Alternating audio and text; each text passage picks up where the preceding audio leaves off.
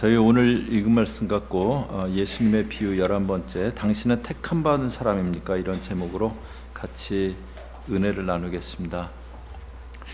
저희들은 사람들을 외적인 모습이나 또 소유에 의해서 많이 평가를 합니다. 외적인 것에 의해서 그 사람이 어떤 사람인가를 이렇게 평가하는 겁니다. 그리고 저희 자신을 대해서도 외적인 조건에 의해서 내가 어떤 사람인가 그게 결정된다고 많이 생각합니다. 그래서 외적인 부분에 신경을 이렇게 많이 씁니다. 그런데 그 사람이 어떤 사람이냐는 그 사람이 무엇에 가치를 두고 살았는가 그것에 의해서 결정이 됩니다. 저희 조국이 일제 강점되었던 그런 시기에 약간 그 양극단에 살고 있던 그 두 부류의 사람들이 있었는데, 하나는 친일파입니다. 우리나라를 식민지대하던 일본의 앞잡이 노릇을 하면서 자기 일신의 영달을 꾀하던 그런 자들입니다. 그런데 또 한 부류는 독립운동을 하던 독립투사들입니다. 그런데 그 당시 상황으로만 보면은 외적인 모습으로는 친일파들이 훨씬 불을 들이고 득세하면서 그렇게 살아갔습니다. 독립투사들은 정말 조국도 떠나고 그러면서 힘겹게 어렵게 투쟁을 전개해 나가야 됐습니다. 그러나 시간이 지나고 나서 그 친일파들을 당시에 잘 살았다고 지금 존경하고 가치를 평가해주고 그런 사람은 아무도 없습니다. 그들의 가치 판단이 잘못되었기 때문에요. 사람은 어떤 그 모습으로 사느냐가 그 사람이 아니고 어디에 가치를 두고 사느냐, 그것이 그 사람이 어떤 사람인가를 말해주는 겁니다. 또 사람은 어떤 생각을 하면서 사느냐, 그것이 그 사람이 어떤 사람인가를 말해주고 결정해 줍니다. 무엇에 가치를 두고 사느냐, 또 어떤 생각을 하면서 사느냐, 그것이 그 사람이 어떤 사람인지를 결정해 주는 겁니다. 생긴 것은 잘생겼어요. 생긴 거는 외모는 미인입니다. 그런데 생각하는 것이 천박하다면 그러면 그 사람은 천박한 사람입니다. 저희가 마태복음에 나오는 예수님의 비유를 보고 있는데요. 하나님이 하시는 일을 깨닫지 못하고 계속 예수님을 공격하는 그 종교 지도자들에게 포도원에 일하러 가겠다고 그렇게 하다가 가지 않았던 마다들의 비유를 예수님이 말씀하셨습니다. 또 포도원을 세주고 그렇게 타국에 갔다 실과 때가 돼서 실과 받으러 종들 보냈더니 종들을 때리고 죽이고 아들 보냈더니 아들까지 죽였던 그들의 그 모습이 바로 종교 지도자들의 모습인 것을 예수님이 비유로 말씀하시는 것 저희가 이제 지난주에 보았는데요. 그 종교 지도자들에게 예수님이 오늘은 혼인잔치 비유를 다시 말씀해 주십니다. 오늘 이 비유를 보면서 저와 여러분은 바른 생각을 붙잡고 있는지 같이 한번 돌아볼 수 있기 바랍니다. 1절부터 다시 한번 보시면요, 예수께서 다시 비유로 대답하여 이르시되, 예수님이 이제 비유를 말씀하시는데요. 2절에 천국은 마치 자기 아들을 위하여 혼인잔치를 베푼 어떤 임금과 같으니, 아들을 위해서 임금이 이제 혼인잔치를 베푼 겁니다. 왕의 아들이 결혼하게 됐어요. 그래서 결혼잔치를 하게 된 겁니다. 그런데 3절에 보시면요, 그 종들을 보내어 그 청한 사람들을 혼인잔치에 오라 했더니 오기를 싫어하거늘, 사람들을 청하고 오라고 했더니 오기를 싫어했다 그래요. 그래서 4절에 다시 다른 종들을 보내며 이르되 청한 사람들에게 이르기를 내가 오찬을 준비하되 나의 소와 살진 짐승을 잡고 모든 것을 갖추었으니 혼인잔치에 오소서 하라 했더니, 이제 그래서 다른 사람 종들 또 보내면서 아주 좋은 그 잔치를 준비했다고 오라고 그렇게 합니다. 그랬더니 5절에 보면요, 그들이 돌아보지도 않고 한 사람은 자기 밭으로 한 사람은 자기 사업하러 가고 그랬다고 그렇게 나옵니다. 예수님의 비유는요, 이렇게 저희들이 일상에서 쉽게 접할 수 있는 그런 소재를 들어서 진리를 깨닫게 해주시는 그런 비유가 있고요. 또 굉장히 이렇게 서프라이즈하게 어떻게 그런 일이 그렇게 들리는 그런 비유가 있고, 이제 그런데 예를 들어서 남의 눈에 있는 티는 보면서 네 눈에 있는 들보는 못 보냐. 이제 근데 들보는 이 지붕에 있는 이게 들보잖아요. 눈에 이게 들어가 있는 사람은 없습니다. 눈에 들보가 딱 들어가 있다. 그건 누구나 이렇게 그런 일이 있을 수 없지 생각되는 그런 그 일인데요. 그렇게 비유 말씀하시면서 남을 자꾸 비판하는 것, 그런 들보 같은 것이 눈에 있는 것과 같은 모습이라는 것 말씀해 주는 겁니다. 오늘 이제 혼인잔치 비유에서도 이 당시는 임금이 절대 권력자입니다. 전제 군주제, 절대 권력을 가진 게 임금이에요. 그런데 그 임금이 잔치를 열고 초대를 했는데 싫어하고 무시하고 자기 일을 하러 갔다. 이거는 있을 수 없는 일입니다. 더구나 임금의 아들의 결혼잔치입니다. 나라의 경사입니다. 백성들이 다 즐거워할 그런 일이에요. 그런데 그걸 싫어하고 가지 않고 자기 밭을 돌보러 갔다. 있을 수 없는 일입니다. 이걸 듣는 사람들은 누구나 그 일은 절대 있을 수 없는 일이다. 그런 일은 가능치 않은 일이다. 그게 마음에 딱 생각이 드는 겁니다. 종교 지도자들도 이 비유를 들으면서 그런 일은 있을 수 없지, 그 생각이 드는 겁니다. 그런데 예수님이 너희가 지금 그런 일을 하고 있다. 그걸 말씀하고 계시는 거예요. 너희가 지금 있을 수 없는 일을 하고 있다는 것을 말씀하고 계시는 겁니다. 그래서 이제 그 결과가 어떻게 된다고 하시냐면요. 7절에 보시면 임금이 노하여 군대를 보내어 그 살인한 자들을 진멸하고 그 동네를 불사르고, 임금이 노했어요. 그래서 군대를 보내서 그 자들을 다 진멸했다라고 그렇게 합니다. 이런 결과가 일어날 그런 일이었는데요. 왜 이들이 임금의 초대를 싫어하고 가지 않았을까요? 이들의 가치 판단이 잘못되었던 겁니다. 무엇이 정말 가치 있는 일인가, 무엇이 정말 중요한 일인가, 그걸 잘못 판단한 겁니다. 저희가 살아가면서 중요한 일과 긴급한 일을 잘 분별해야 된다. 이제 그런 얘기를 합니다. 긴급한 일을 이렇게 쫓아다니면은 늘 쫓기고 떠밀려서 사는 그 삶이 되고요. 중요한 일에 우선순위를 둘 때 내 인생을 내가 계획하고 내가 이끌면서 살아갈 수 있게 그렇게 됩니다. 그렇다면 저와 여러분이 저희 인생에서 가장 우선순위를 둬야 될 그 일이 무엇이 있을까요? 예수님이 이제 이렇게 말씀하셨어요. 마가복음 8장 36절 37절이요. 저희 앞에 보시면서 같이 읽습니다. 시작.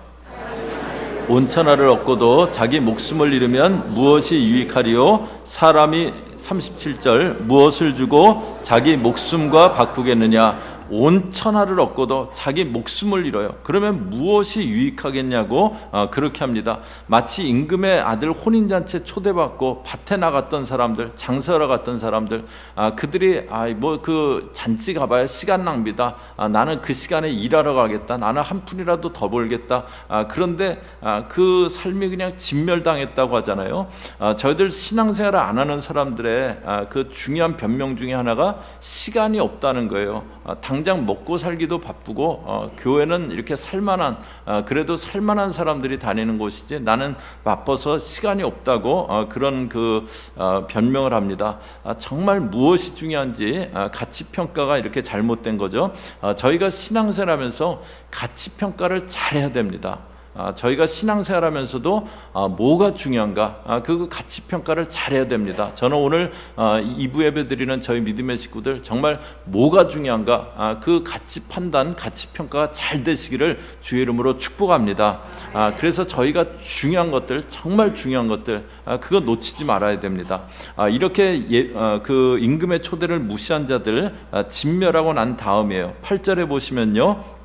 이에 종들에게 이르되 혼인잔치는 준비되었으나 청한 사람들은 합당하지 아니하니. 잔치 준비는 다 돼 있어요. 그런데 청한 사람들이 합당하지 않았어요. 그래서 어떻게 하라고 하냐면 9절에 보면 내거리길에 가서 사람을 만나는 대로 혼인잔치에 청하여 오라 하는데, 길에 가서 사람들을 만나는 대로, 큰 길에서 사람들을 청하여 오라고 그렇게 합니다.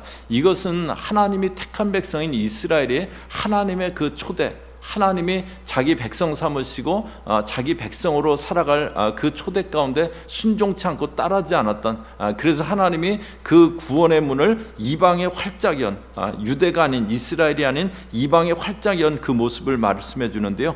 그리고 이제 어떻게 되냐면요, 10절에 보시면 종들이 길에 나가 악한 자나 선한 자나 만나는 대로 모두 데려오니 혼인잔치에 손님들이 가득한지라 길에 나가서 악한 자나 선한 자나 만나는 대로 데려왔다고 그럽니다. 이것은 뭐냐면 하나님의 초대는 그 사람이 어떤 사람이냐 그거에 따라서 그거 따져가면서 초대하시는 것이 아니다라는 것. 하나님의 초대는 그 사람이 어떤 사람이냐를 따져서 초대하는 것 아니다라는 것을 말해줍니다. 구원의 문은 누구에게나 활짝 열어져 있습니다. 요한복음 3장 16절에 하나님이 세상을 이처럼 사랑하사 독생자를 주셨으니 이는 저를 믿는 자마다 누구든지 저를 믿는 자마다 영어로 whosoever 누구든지 믿는 자는 구원을 얻게 영생을 얻게 그렇게 해주셨습니다. 구원의 문은요 그 어떤 것도 따지지 않아요. 과거에 어떤 모습이었냐 그런 거 절대 따지지 않습니다. 그거 따졌다면 사마리아 수가성 여인 절대 예수님이 찾아가지 않으셨을 겁니다. 구원의 문은 누구에게나 활짝 열려 있어요. 그래서 처음 초대받았던 사람들이 가지 않은 그 잔치자리에 길에 있던 사람들이 다 들어가게 된 겁니다. 그런데 거기 이제 한 가지 일이 일어납니다. 11절에 보시면요, 임금이 손님들을 보러 들어올 새 거기서 예복을 입지 않은 한 사람을 보고, 임금이 이제 손님들이 다 와서 이제 그 들어가 봤어요. 그랬더니 예복을 입지 않은 사람이 한 사람 있는 거예요.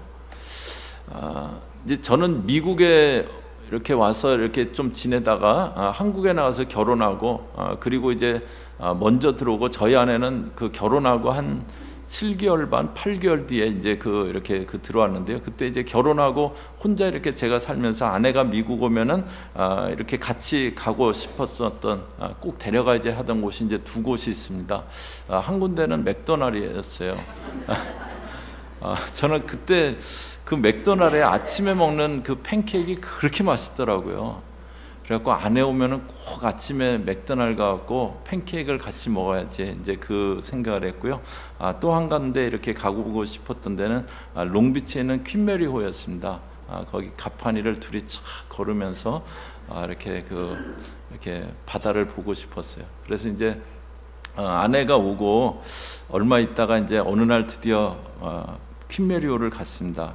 가고 이렇게 가판을 이렇게 걸어 다니다가 거기 레스토랑이 이렇게 하나 있더라고요. 그래갖고 아내한테 우리 여기서 저녁 먹고 가자 그랬더니 여기 좀 비싸지 않을까요? 그런데 그땐 진짜로 뭐 그 돈도 없던 때예요. 사역 막 이제 가 시작하고 그러던 때인데 근데 뭐 괜히 그냥 마음에 여기서 한번 먹고 가지 뭐 그래갖고서는 뭐 비싸봐야 얼마나 비싸겠냐, 들어가자 이제 그래갖고 들어갔어요. 근데 들어가는데 저는 그날 이제 티셔츠를 입고 갔거든요. 근데 그 리셉션 하는 그 남자분이 서 있었는데 양복은 안 입고 왔냐고 그러더라고요. 그래서 안 입고 왔다 그랬더니 그럼 잠깐만 기다리라고 그러더니 양복 저고리를 하나 이렇게 갖고 오는 거예요. 이걸 입으시라고. 그래갖고 입었더니 이제 자리로 이렇게 안내를 해주더라고요. 그래서 의자 빼주고 이렇게 앉았더니 이렇게 이제 자켓 벗으셔도 된다고 그래서 벗었더니 이제 그거 갖고 갔어요. 근데 아내가 이렇게 둘러보더니 와 여기 진짜로 좋은 데라고 막 이렇게 앞에 막 바이올린 연주도 하고 있고 뭐 사람들 다 정장 입고 딱 식사하고 이제 그런 데였어요. 그리고 이제 메뉴판을 딱 봤는데 제가 그때 형편으로는 도저히 먹을 수 있는 가격이 아니었어요. 그래갖고 그 분을 이렇게 다시 손짓하고 불러갖고 미안하다고 너무 비싸갖고 나가야 될 것 같다고 그랬더니 괜찮다고 그러더니 잠깐 기다리시라 그러더니 이제 또 그 자켓을 이렇게 갖고 오더라고요. 그래갖고 입으시라 그래갖고 입고 저기서 여기 걸어오는데 그거 또 입고 이렇게 얼마 안 되는데도 꼭 그거 입고 이렇게 그 사람들이 이렇게 다 양복 입고 있으니까 그렇게 하시더라고요. 여기 지금 혼인잔치도요 당연히 예복 입어야 되는 곳이에요. 그래서 이제 궁전에서 잔치를 할 때 고대는 이렇게 오는 손님들에게 예복을 이렇게 미리 준비해 줬다가 입게 하기도 그렇게 했답니다. 이 잔치도 임금이 예복을 다 준비해 주고 입게 했을 거예요. 그래서 길에 청함 받은 자들도 다 예복을 입고 있는 겁니다. 그런데 예복을 입지 않은 한 사람은 난 그냥 내 옷 입고 있을래, 뭐 꼭 예복 입어야 돼, 이제 그러고 앉아 있는 거예요. 이것은 뭘 얘기하냐면요, 하나님이 길거리에서 만나는 대로 사람들을 잔치에 데려오듯이요, 차별 없이 누구에게나 구원의 문을 활짝 열어놓으신 거예요. 누구든지 잔치에 들어가면 돼요. 누구든지 그냥 오라고 했고 그 잔치에 들어가면 돼요. 그런데 단지 예복을 입어야 됩니다. 이 예복이 그러면 뭔가 계시록 7장 9절에 보면요, 이후에 내가 보니 각 나라와 족속과 백성과 방언에서 아무도 능히 셀 수 없는 큰 무리가 나와 흰 옷을 입고 손에 종려가지를 들고 보좌 앞과 어린 양 앞에 서서, 여기 큰 무리가 흰 옷을 입고 보좌 앞에 어린 양 앞에 서 있다고 합니다. 그런데 계시록 7장 13절에 보시면요, 장로 중 하나가 응답하여 나에게 이르되 이 흰 옷 입은 자들이 누구며 또 어디서 왔느냐, 이들이 누구냐고 묻습니다. 그랬더니 14절에 내가 말하기를 내 주여 당신이 아시나이다 하니, 그 다음에는 저희 같이 읽겠습니다. 시작. 그가 나에게 이르되 이는 큰 환난에서 나오는 자들인데 어린 양의 피에 그 옷을 씻어 희게 하였느니라. 어린 양의 피에 그 옷을 씻어 희게 한 옷, 그것이 흰 옷입니다. 주 예수 그리스도께서 십자가에서 자신의 보혈을 흘리시고 죽임당하셨어요. 그런데 누구든지 그 주 예수 그리스도를 믿는 자마다 죄가 씻김받고 구원함을 얻게 됩니다. 이전에 더러웠던 그 죄의 옷은 다 벗겨지고 정결한 예복인 흰 옷을 입게 돼요. 그런데 이 예복을 입지 않은 사람은 난 그런 거 필요 없다는 거예요. 난 그냥 있으면 된다는 거예요. 그냥 내 옷 입고 있으면 되지 왜 꼭 예복 입어야 되냐, 그러고 있는 겁니다. 잔치도 다 준비됐어요. 예복도 다 준비되어 있습니다. 단지 주어지는 예복을 입고 그 풍성한 잔치를 마음껏 누리면 됩니다. 그런데 그것을 거부했어요. 그래서 어떻게 됩니까? 13절이요. 임금이 사환들에게 말하되 그 손발을 묶어 바깥 어두운 데 내던지라. 거기서 슬피 울며 이를 갈게 되리라. 손발을 묶고 바깥 어두운 데 내던지라고 그렇게 합니다. 다 잔치에 앉아 있는데 혼자서 잔치에 쫓겨나게 된 겁니다. 그래서 결론이 14절입니다. 저희 14절은 또 같이 읽습니다. 시작. 청함을 받은 자는 많되 택함을 입은 자는 적으니라. 청함 받은 자는 많아요. 그런데 택함 입은 자는 적다고 합니다. 이 비유에서는 한 사람만 예복을 입지 않고 한 사람만 쫓겨났어요. 그러나 실제에서는 청함을 받았는데 예복을 거절해 갖고 구원의 잔치에 들어가지 못하는 사람들이 많습니다. 그래서 청함 받은 자는 많은데 택함 받은 자는 적다라고 그렇게 말씀해 주고 있습니다. 오늘은 부활주일입니다. 하나님의 아들 되신 예수 그리스도께서 인간의 몸을 입고 이 땅에 오셔서 십자가에 달리셨습니다. 그리고 무덤에 장사되셨어요. 그런데 그분은 무덤에 머물러 계시지 않으셨습니다. 오늘 새벽, 주일 새벽 그 무덤을 깨치고 사망 권세를 깨치고 일어나셨습니다. 부활하셨습니다. 그리고 그 예수님을, 부활의 주님을 믿는 자들마다 누구든지 구원 얻게 해주셨습니다. 이 부활주일에 한번 생각해 보시기 바랍니다. 나를 돌아보시기 바랍니다. 나는 구원의 예복을 입고 있는가? 나는 구원의 예복을 입고 있는가? 한번 돌아보시기 바랍니다. 값없이 주어지고 그냥 입기만 하면 되는 예복, 나는 입어야 되는데 그거 뭐 꼭 입어야 되나? 그 마음으로 거부하고 있지는 않는지 한번 생각해 보시기 바랍니다. 여러분들은 택함 받은 백성입니까? 청함은 받았는데 택함 받지 못한 그런 백성은 혹시 아니십니까? 저희가 가치 평가를 잘해야 됩니다.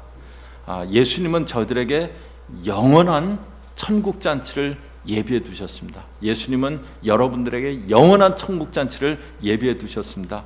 그것보다 중요한 것은 없습니다. 값없이 주어지는 그리스도 구원의 예복 입으시고 택함 받은 삶 다 되는 여러분들 되시기를 주의 이름으로 축복합니다.